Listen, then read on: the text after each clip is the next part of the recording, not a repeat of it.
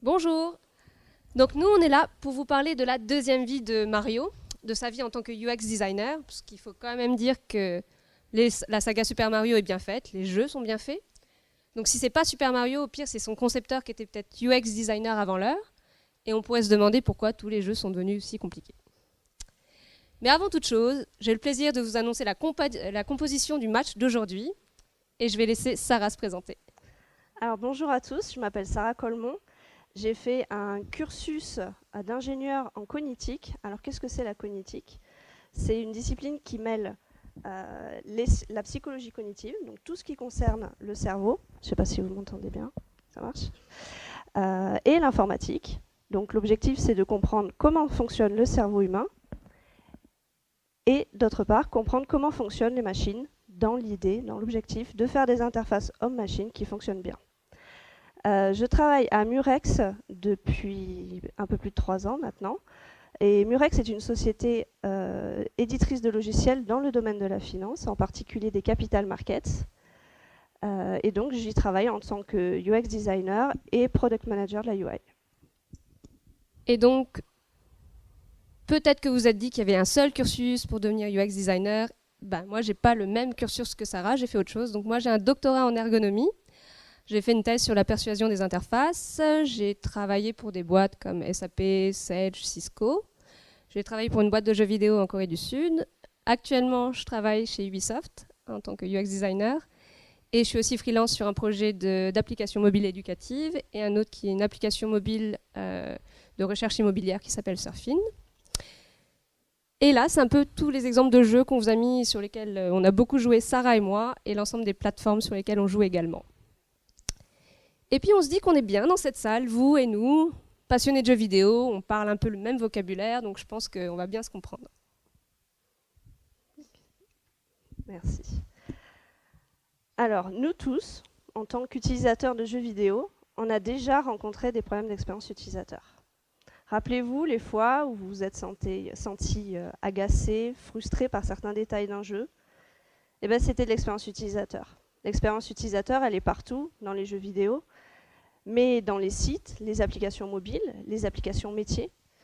Elle est vraiment partout.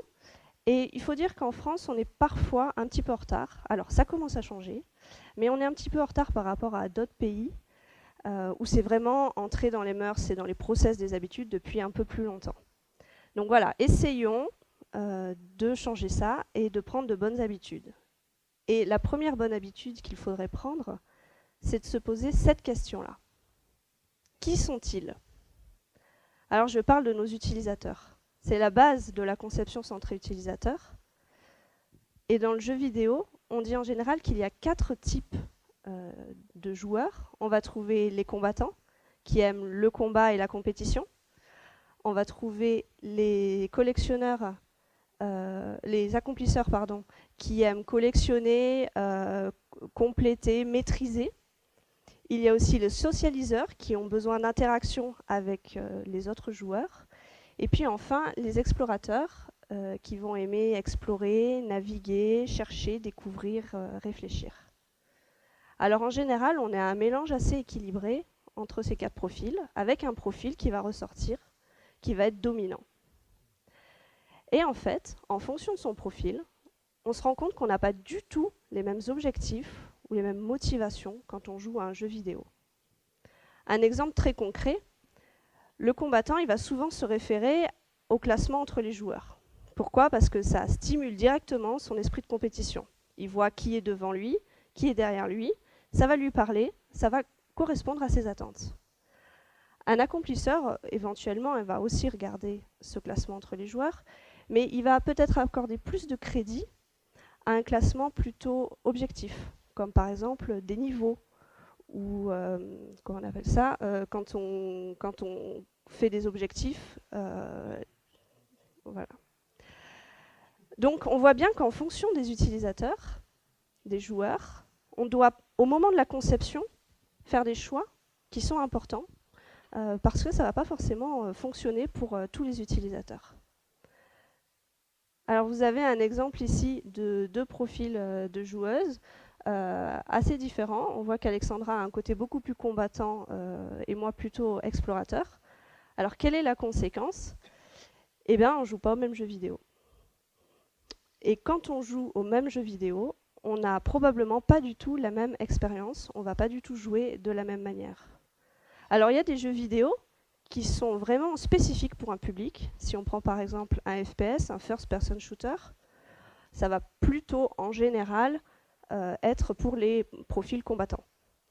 Et puis il y a des jeux de type MMORPG, donc les jeux de rôle massivement en ligne, où là en fait, ça va pouvoir plaire à plus de monde, les combattants parce qu'il va y avoir du PVP, du player versus player, mais aussi il va y avoir du PVE, donc un système de quête.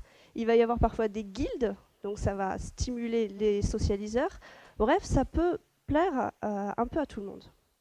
Donc dans vos produits, peut-être que vous adressez à un public très large, ou peut-être qu'au contraire, vous vous adressez à un public bien ciblé. Mais dans tous les cas, c'est important de faire cette recherche, de se poser cette question, de savoir qui ils sont, quelles sont leurs attentes et leurs besoins, dès le début, au moment de la conception. Et ça parle de jeux vidéo. Peut-être que vous êtes demandé est-ce qu'on va jouer? Eh bien, la bonne nouvelle, c'est qu'on va jouer et que je vais vous demander de sortir votre téléphone. Je vais vous demander d'aller sur un site qui s'appelle menti.com. Pour ceux qui connaissent, c'est comme Kahoot. On a conscience des problèmes d'Internet, donc on va prendre le temps. Mais ce qu'on va vous proposer finalement, c'est un quiz, 5 questions. On a des cadeaux à gagner pour le top 3.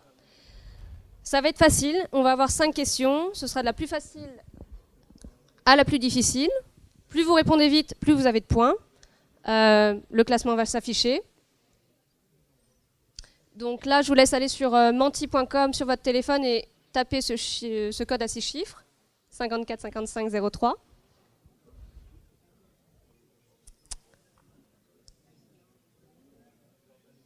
Et pour ceux qui auront gagné, on vous demandera de venir nous voir à la fin pour qu'on donne les cadeaux.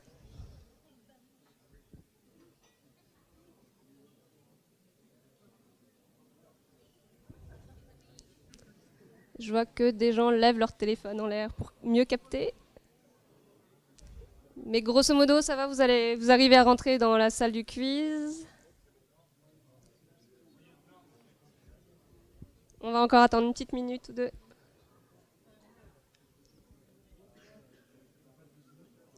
Donc la question va s'afficher. Ensuite, il y aura les réponses qui vont s'afficher à la fois sur l'écran et sur votre téléphone. Et il faudra sélectionner la bonne réponse parmi les 4.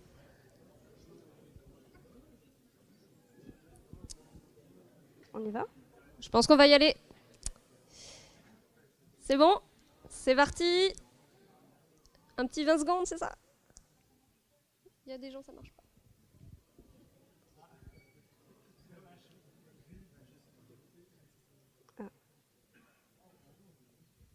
On s'excuse, on va quand même lancer le quiz. C'est parti, première question.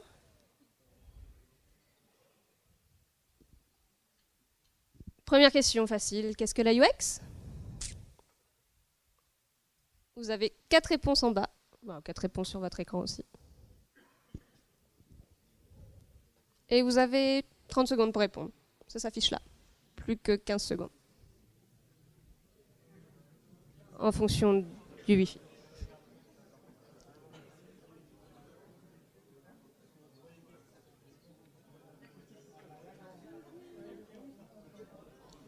Vous voyez les réponses? Il y a 115 bonnes réponses. On blâme la seule personne qui s'est trompée et qui a mis utilisateur extraverti. Mais oui, on a dit première question simple, expérience utilisateur pour UX. Pour l'instant en tête, si on compte les 3 premiers, on a Polo Fullstack, Clément UX, Web et Nema pour l'instant. On peut passer à la deuxième question.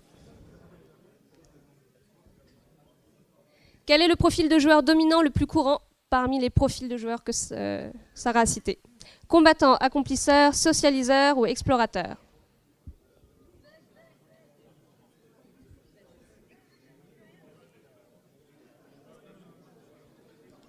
Plus que 15 secondes.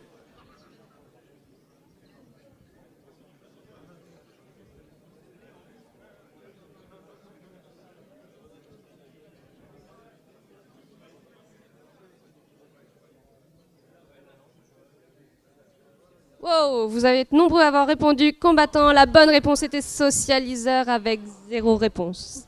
C'est pas grave. Le top 3 reste le même. On va passer à la 3e question. Mais oui, le profil le plus courant, c'est socialiseur. Quel est le nom de famille de Mario? Mario, Bros, Luigi ou Hydraulico?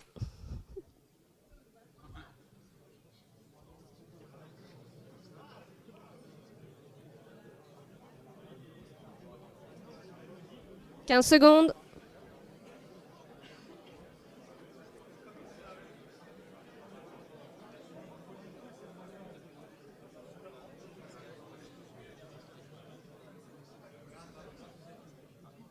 Et la bonne réponse était Mario. En fait, c'est Mario Mario et Luigi Mario, d'où Mario Bros. On a 17 bonnes réponses et vous venez d'apprendre quelque chose. C'est le point positif. Pour le classement, cette fois-ci, c'est Mathieu V, Johan R et Jérôme T qui sont en tête pour l'instant. Ah, c'était pas le classement total, c'était le classement de cette question. 4e question. Quel est le jeu vidéo qui a été le plus vendu en 2018 en France, toutes plateformes confondues? Est-ce que c'est Red Dead Redemption 2, FIFA 2019, Assassin's Creed Odyssey, Call of Duty, Black Ops 4?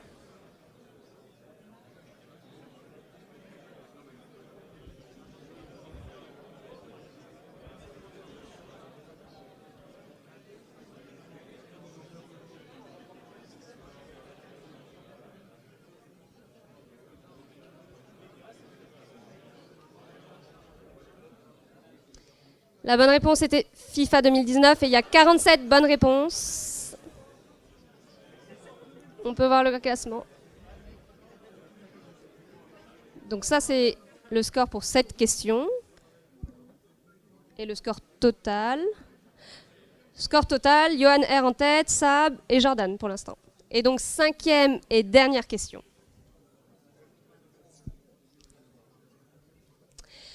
Donc selon des études scientifiques, il y a un jeu qui permet de lutter contre l'anxiété. Est-ce que c'est Super Mario, Call of Duty, Tetris ou Candy Crush?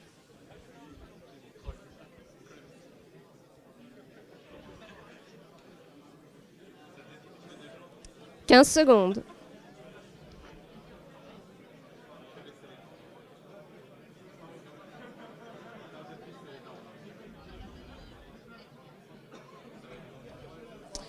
La bonne réponse était Tetris et on a beaucoup de bonnes réponses, 71 bonnes réponses. Donc selon un article qui avait été publié, donc déjà j'ai une mauvaise nouvelle pour ceux qui jouent à Call of Duty et tous les jeux type FPS. Selon cet article, ça dit que la matière grise, c'est ce qu'on a dans l'hippocampe qui aide à la mémoire. Plus on joue à un FPS, plus cette matière grise descend. Et donc c'est mauvais pour le cerveau.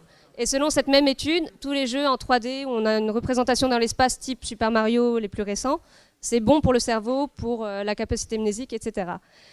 Et il y a des petits jeux comme ça, comme Tetris, qui sont bons pour lutter contre l'anxiété. Désolé pour les joueurs de FPS. Donc, maintenant on a les scores totaux.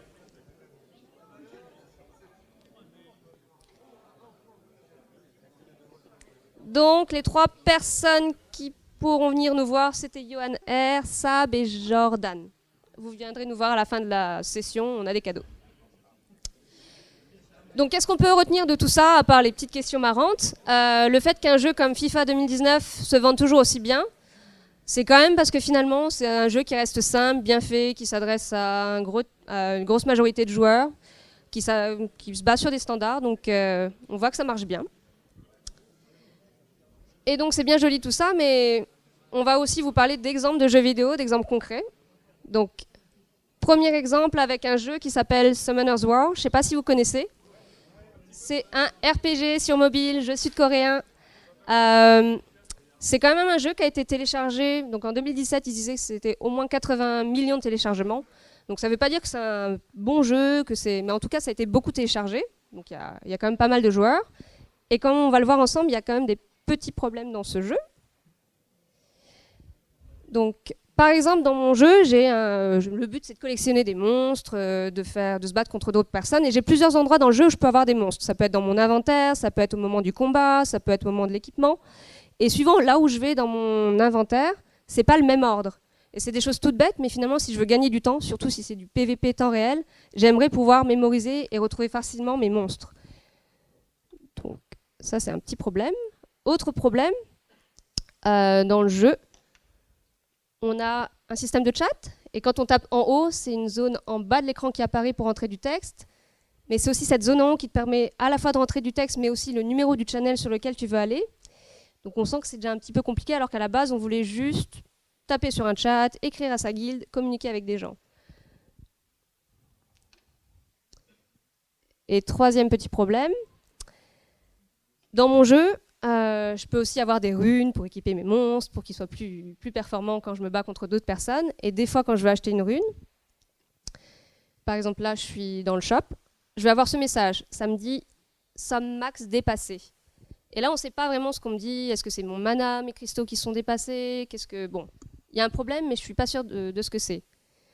Un autre cas où je peux avoir un message, c'est je vais dans ma boîte de réception, on m'a envoyé quelque chose, et là, on met ce message « Tu as atteint le niveau max de runes, fais de la place dans ton inventaire et essaye à nouveau ». Et là, on sent que c'est plus clair, parce qu'on te dit c'est quoi le problème, et en plus, on te dit comment le résoudre. Sachant que dans les deux cas, le problème était le même, j'avais trop de runes, en fait. Donc, c'est pas grand-chose, mais nous, ce qu'on vous dit, c'est que une bonne terminologie, utiliser le bon vocabulaire pour les usagers, les utilisateurs ou nos joueurs, c'est super important. Par exemple, sur Internet, on peut parler de cookies, mais moi, si je parle de ça à ma grand-mère, quand on lui parle de cookies, de navigateur, elle imagine des petits gâteaux sur un bateau. Donc, ce qu'on recommande et ce qu'on conseille, c'est de faire attention aux terminologies qu'on emploie. Alors maintenant, je vais vous parler d'un jeu qui s'appelle Heavy Rain. Heavy Rain est un jeu qui est sorti sur PlayStation 3 et 4, et c'est un jeu de type film interactif. C'est-à-dire que l'accent est vraiment mis sur l'histoire, le scénario et l'implication émotionnelle du joueur. Donc c'est un jeu très immersif. Et il y a quelque chose qu'on va remarquer très rapidement au début du jeu, c'est la manière de déplacer le personnage. Alors dans la plupart des jeux qui se jouent avec une manette de console et où on se déplace dans un univers 3D, on va toujours utiliser le même système pour se déplacer, c'est-à-dire le joystick de gauche pour orienter le personnage et le joystick de droite pour orienter la caméra. Et c'est l'utilisation simultanée de ces deux joysticks qui rend le déplacement simple et assez naturel. Mais ici, ce n'est pas le cas.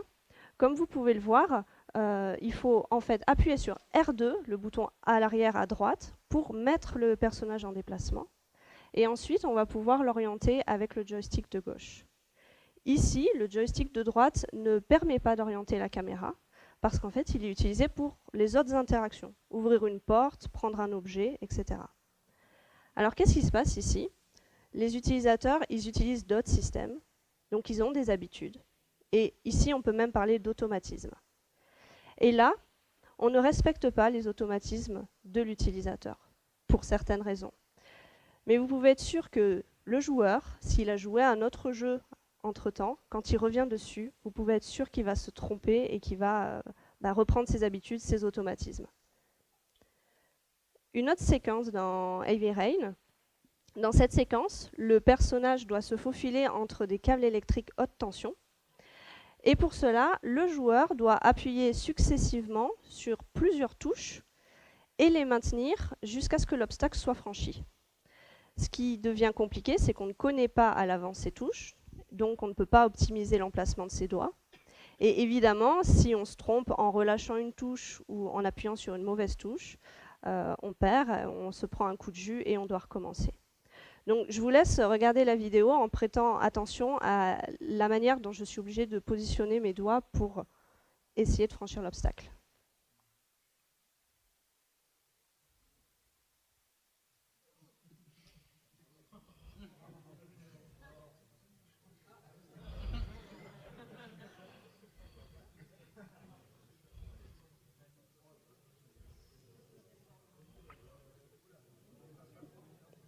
C'est un peu violent. Donc je me suis demandé pourquoi est-ce qu'on nous demande de faire ça. C'est quand même assez inhabituel, on va dire, dans les jeux vidéo. Alors ma théorie, je ne sais pas si c'est vraiment le cas, mais ma théorie, c'est qu'en fait, ils ont voulu renforcer le côté immersif en essayant de faire vivre aux joueurs ce que le personnage vit dans le jeu d'une certaine manière. C'est-à-dire le personnage se contorsionne pour passer entre les fils électriques. demandons aux joueurs de se contorsionner d'une certaine manière pour franchir l'obstacle. Donc je pense que l'intention était de renforcer le côté immersif. Mais en fait, c'est tellement difficile, et puis en plus, il faut franchir des obstacles plusieurs fois, donc c'est répétitif, difficile, qu'on sort complètement de l'histoire. On n'est plus du tout concentré sur l'histoire, sur l'enjeu, on est de nouveau dans son salon, sur son canapé, on fixe ses mains, on jette juste un regard pour voir sur quelle touche il faut appuyer, mais on est complètement sorti du jeu. Donc ça va un peu à l'inverse de l'intention initiale au début. Ici, l'interface, elle est source de difficultés. Alors que l'interface devrait toujours permettre à l'utilisateur d'accomplir sa tâche le plus facilement possible. L'interface est juste un outil. Et même des fois, l'interface peut masquer la difficulté. Vous avez des systèmes qui existent qui sont extrêmement complexes, mais avec des interfaces simplissimes. Donc ça, c'est l'objectif. Donc moi, je vais vous parler d'un autre jeu, donc Dragon Age sur PC. Donc c'est un RPG, on peut avoir des items, des armes, etc. Déjà, premier problème, c'est que les menus viennent recouvrir son écran principal, donc ça masque les informations. Et autre problème aussi, c'est qu'on a un système de crafting, donc on peut fabriquer des objets qui ont elles-mêmes des stats, sauf qu'on n'a pas moyen de comparer ce qu'on a crafté avec ce qu'on a déjà. Donc peut-être qu'il n'y a que 3 stats, peut-être que c'est -3, +2, 4 à comparer avec +10, -6, 2. Mais là, on voit bien qu'on va demander des efforts de mémorisation à la personne, alors que ce n'est pas là où le joueur va rechercher de la difficulté dans le jeu.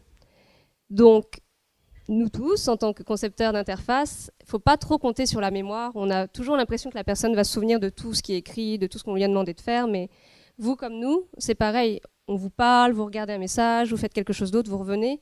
Vous êtes sorti de l'interaction, vous avez perdu en tête ce qu'on vous demandait de mémoriser, donc il ne faut pas s'appuyer là-dessus et savoir que la personne ne recherche pas la difficulté à cet endroit-là en tout cas. Alors une petite question. Jusqu'à il y a quelques années, il y avait un wiki qui était le 2e en termes de publication après Wikipédia. Est-ce que vous avez une idée de ce que c'est ?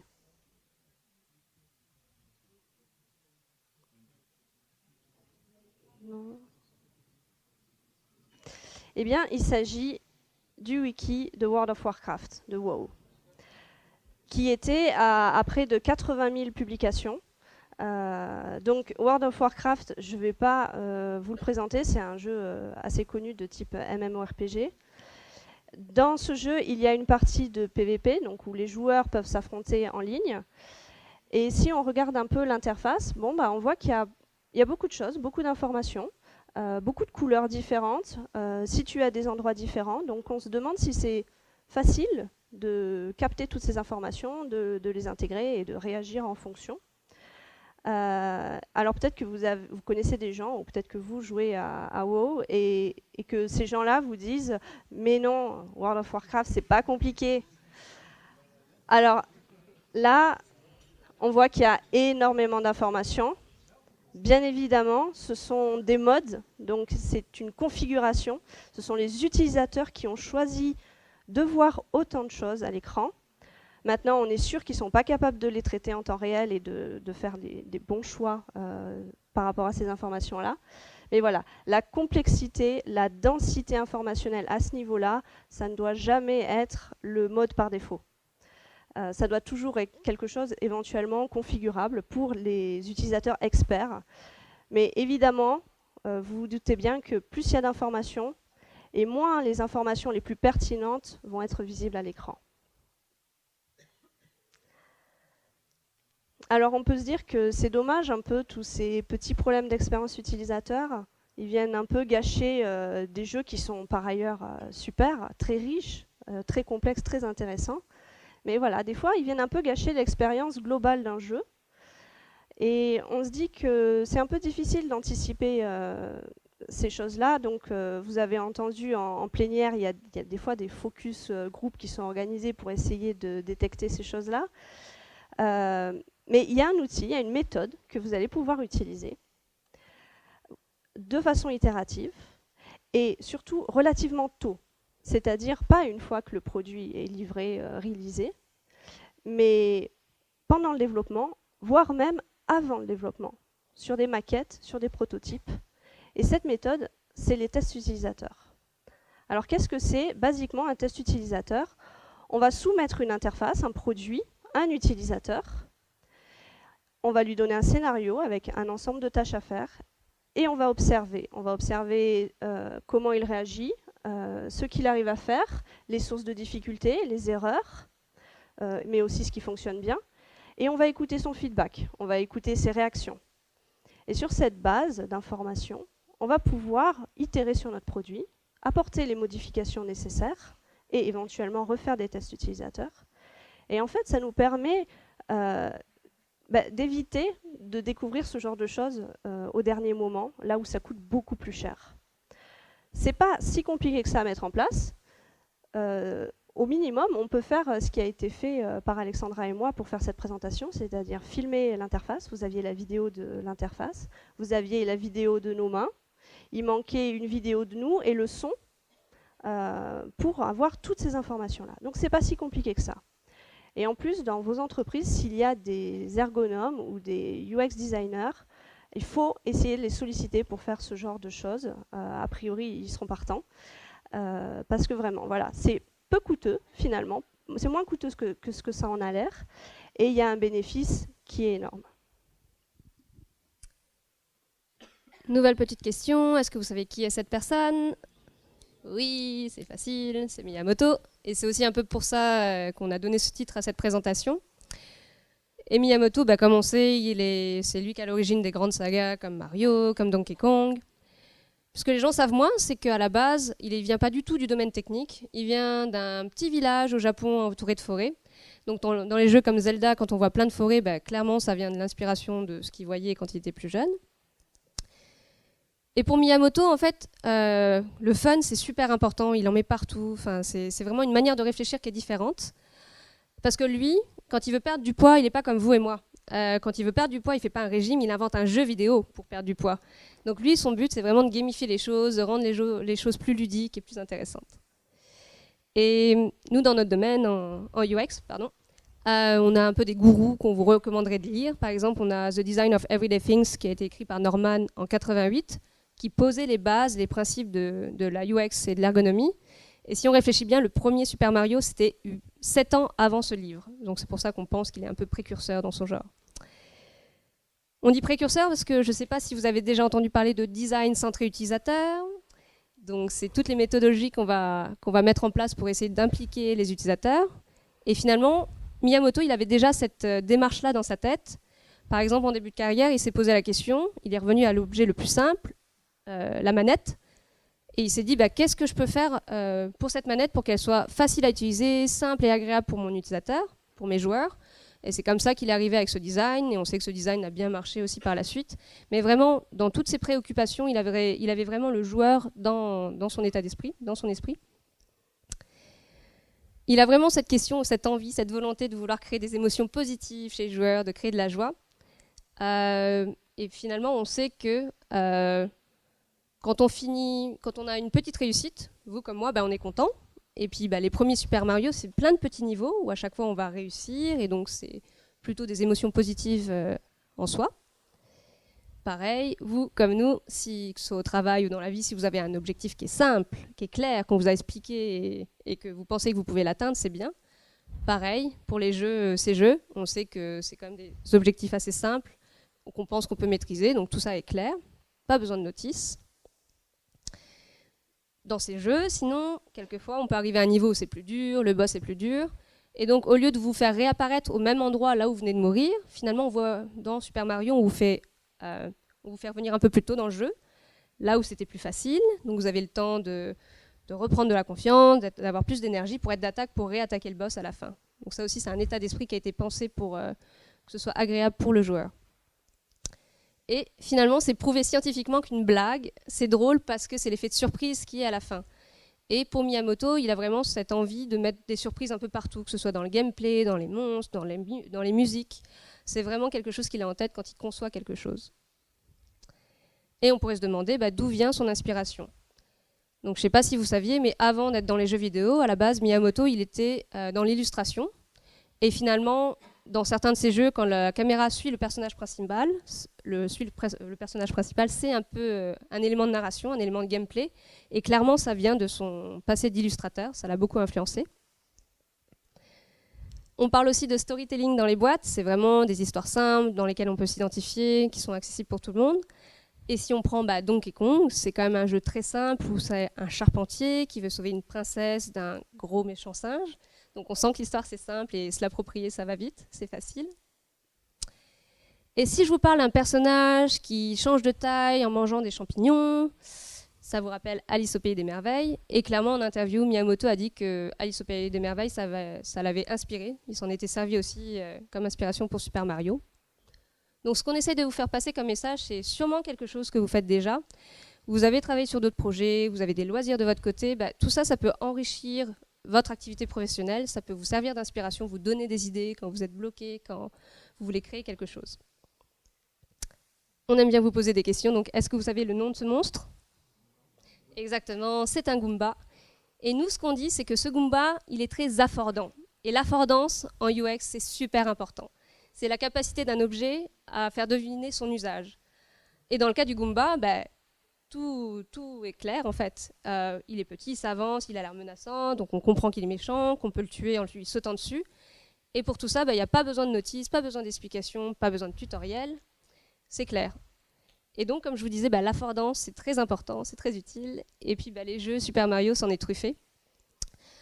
Exemple, premier niveau de Super Mario, le personnage n'est pas au milieu en train d'attendre, il est à gauche de l'écran, et il y a tout l'espace vide à sa droite, et on comprend qu'il va courir comme ça vers la droite pendant tout le jeu. Donc c'est très clair, pas besoin d'explication.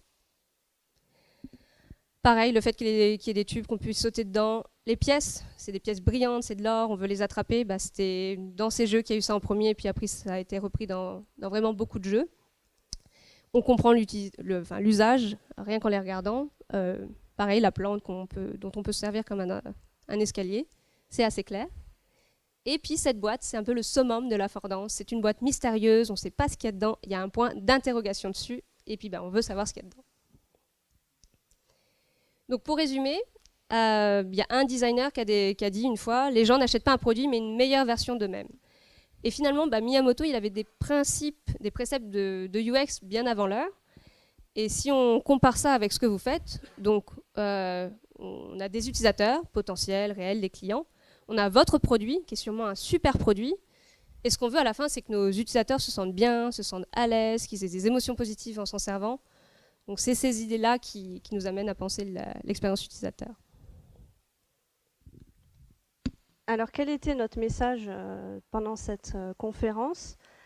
Tout d'abord, on a vu que les utilisateurs sont tous différents et qu'ils ont des besoins fonctionnels et des attentes qui sont différents.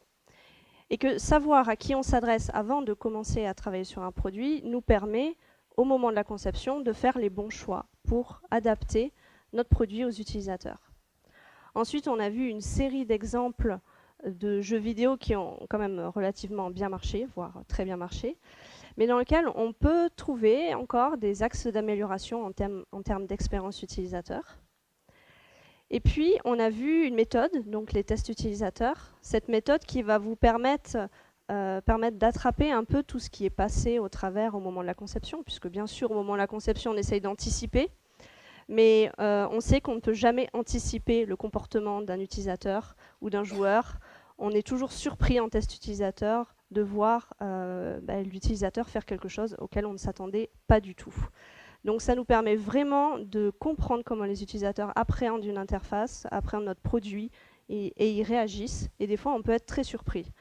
Donc c'est vraiment une méthode très intéressante.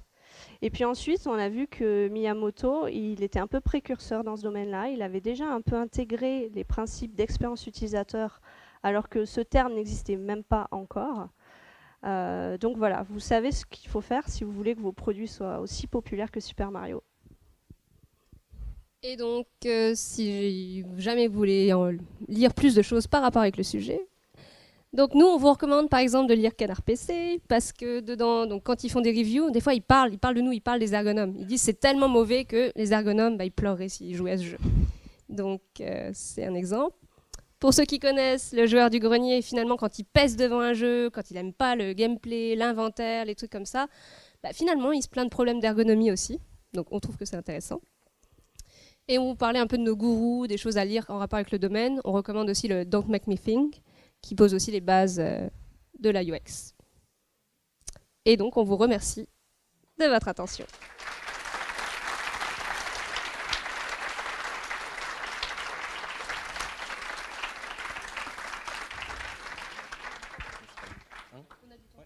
On a un peu de temps pour les questions, donc on a la première là-bas. J'arrive.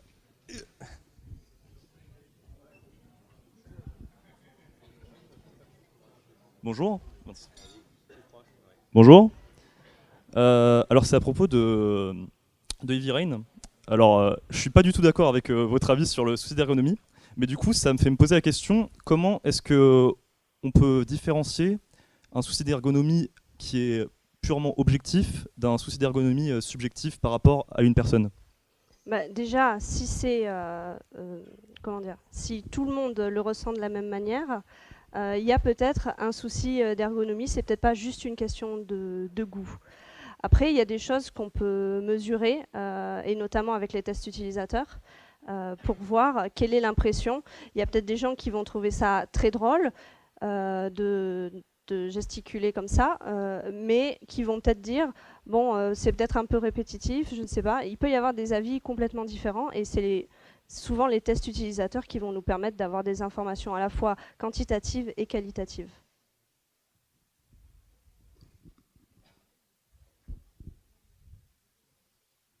Une autre question? Pas du tout de questions? N'ayez pas peur. Bah, si il n'y a pas de questions, merci beaucoup et merci.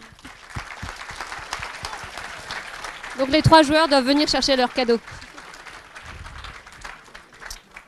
Et du coup, encore une fois, n'hésitez pas à voter pour les